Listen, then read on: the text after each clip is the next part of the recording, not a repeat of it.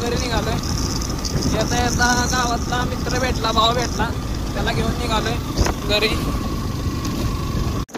ऊसाची ट्रॉली बघा कशी उभी राहिली. मस्त व्ह्यू आहे मित्रांनो रस्त्याला. मित्रांनो गेलेलो कोरेगावात ना आलो.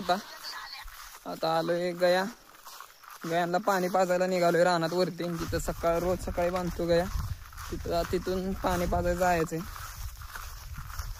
भावाला पाणी पाजायला. कॉलेजवरनं पेपर चालू आहे त्याचं. डायरेक्ट आलाय माझ्यावर.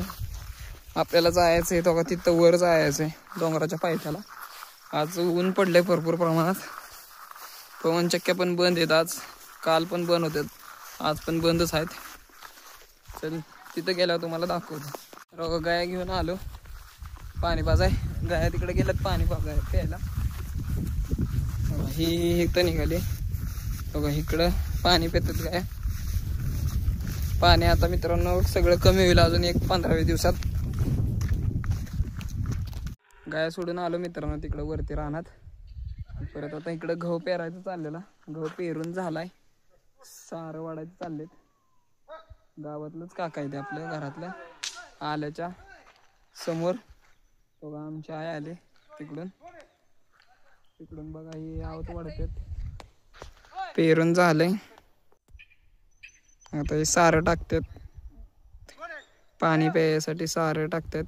शेती फक्त मित्रांनो बैलांनीच व्यवस्थित पेरता वगैरे येते.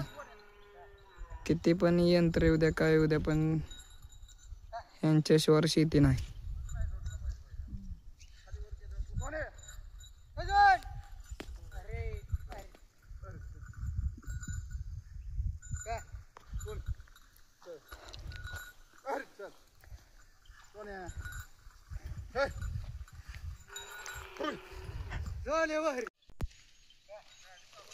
त्या गाया सोडून आलोय मित्रांनो.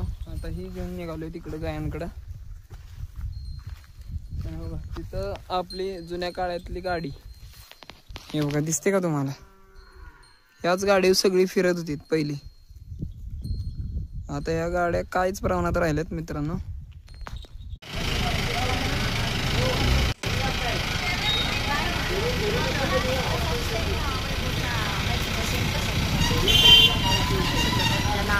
आणि लॉंग शिवते बाहेर जरा.